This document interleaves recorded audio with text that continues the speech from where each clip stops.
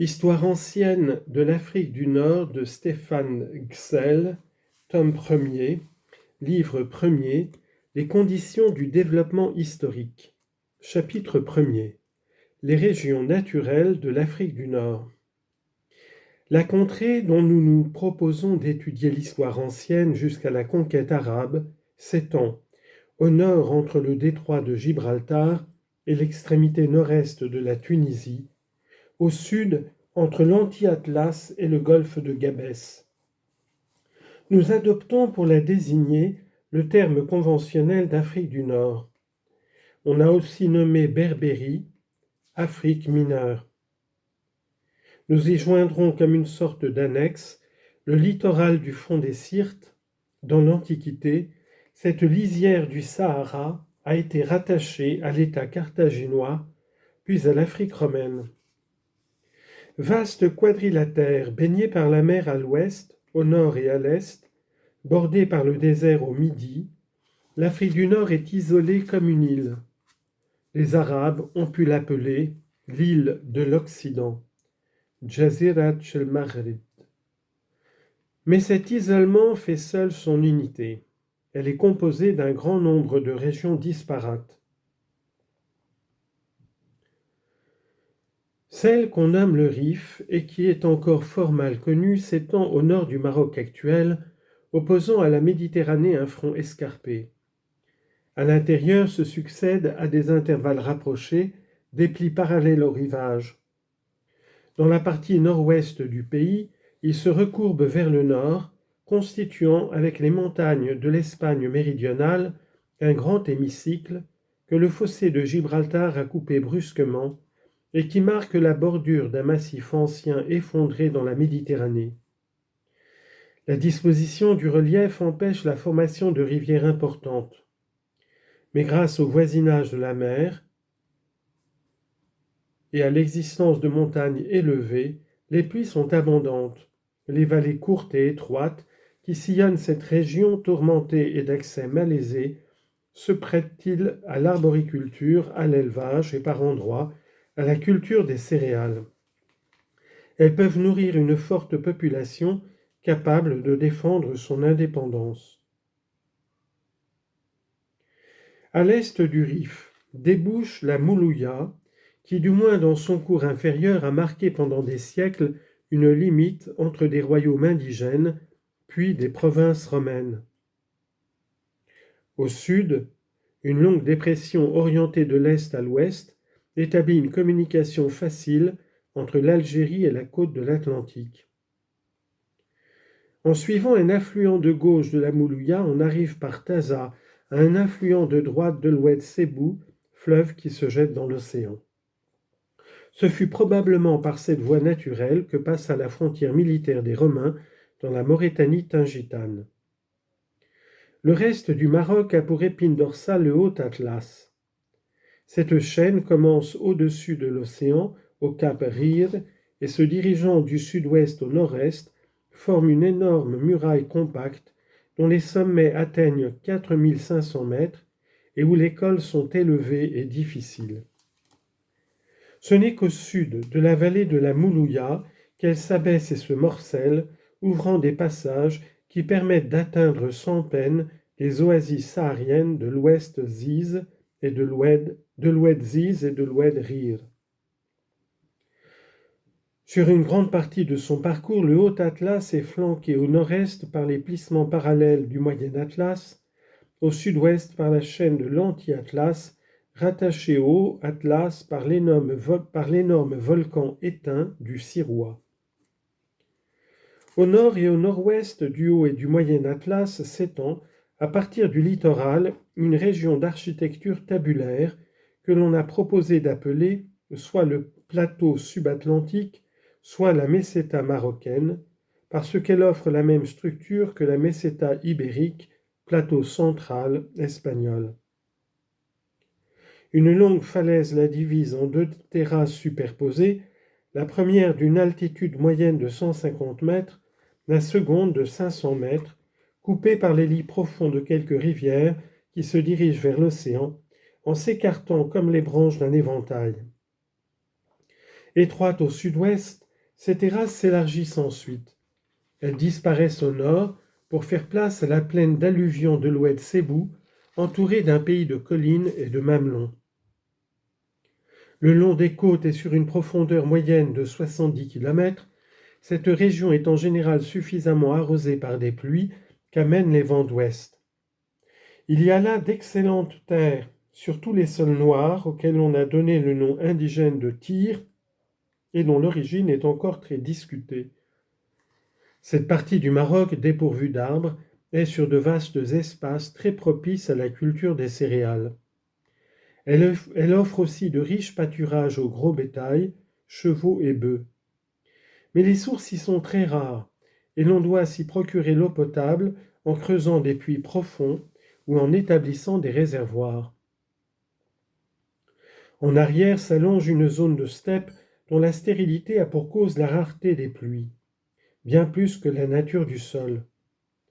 L'irrigation y est difficile à cause de la hauteur des berges des fleuves. On y élève des troupeaux qui, pendant l'été, doivent transhumer. Enfin, à une altitude moyenne de 600 mètres, au pied même des montagnes qui attirent les pluies et dont les neiges gardent des réserves d'eau jusque vers la fin du printemps, de nombreuses sources peuvent servir à des irrigations et faire prospérer de magnifiques vergers. Des ceintures de jardins entourent les villes et les villages qui ont pris naissance dans cette région élevée, au climat tempéré et salubre. Le Haut et le Moyen Atlas forment des écrans qui arrêtent les nuages chargés d'humidité. Au-delà de ces montagnes, la vie n'est possible que le long des rivières qui en sortent et dont l'eau sert à arroser des cultures. Du côté de l'Atlantique, entre le Haut Atlas et l'Anti-Atlas, l'Oued Souss parcourt sur environ 200 km une plaine étroite très encaissée. C'est un désert, en dehors de la bande de jardins, qui accompagne la rivière entièrement utilisée pour les irrigations. L'Oued Ziz, l'Oued Gir et d'autres cours d'eau qui les rejoignent naissent sur le versant méridional du massif atlantique et vont alimenter en plein Sahara des chapelets d'oasis, dont les plus belles sont celles de Tafilelt.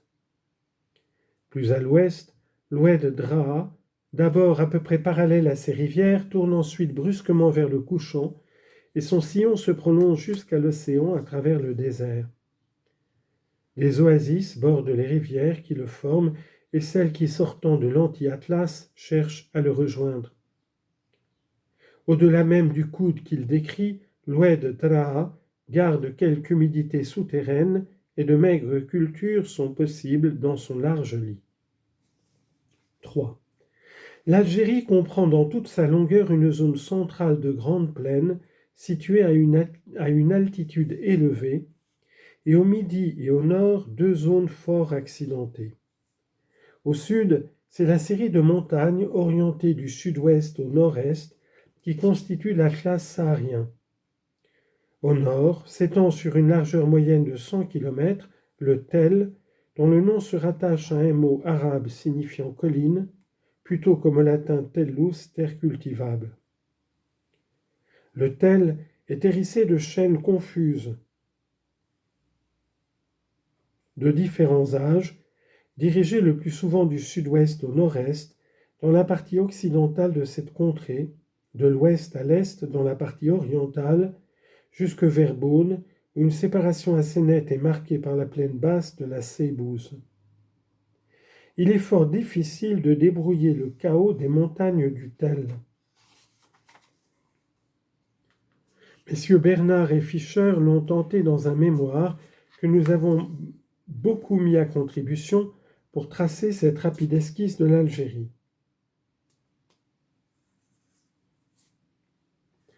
Le littoral est bordé par les débris épars çà et là d'un massif ancien fait de gneiss et de schiste, contre lequel s'est dressée au sud une chaîne calcaire. Le massif qui couvrait une partie de l'espace occupé aujourd'hui par la Méditerranée a été presque entièrement englouti. Le golfe de Bougie est une fosse creusée par cet effondrement qui eut lieu à l'époque pliocène et fut accompagné de phénomènes volcaniques sur les bords de la fracture. On dit en note, au sud-ouest d'Oran, la région de Ain Temushent présente des vestiges de volcans dont les cônes détruits et les coulées ont formé des terres noires très fertiles, exploitées déjà dans l'Antiquité. Fin de note. Entre les restes de ce massif dans le voisinage immédiat de la mer s'insèrent quelques plaines basses très étendues, mais dont les anciens n'ont pas su tirer grand parti. Celle qui s'allonge au sud-ouest et au sud d'Oran et qu'encombre une cuvette sans écoulement est rendue stérile par la salure des terres. Ce sel, arraché à des gisements situés sur le rebord de la plaine, est charrié par les eaux et vient s'amasser dans le lac.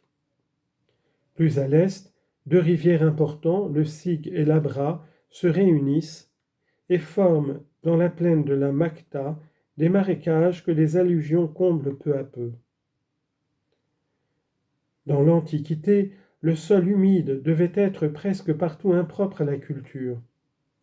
On ne trouve guère de ruines que sur la lisière méridionale de ces deux plaines, le long d'une voie qui paraît avoir marqué pendant plus d'un siècle et demi la frontière militaire de l'Empire romain. En arrière d'Alger, la Mitidja, que la colonisation française a rendue si prospère, fut jadis un golfe, puis un lac, qu'un bourrelet de collines séparait de la mer et que les apports des rivières qui viennent du sud ont lentement comblé. L'écoulement des eaux y est encore imparfait.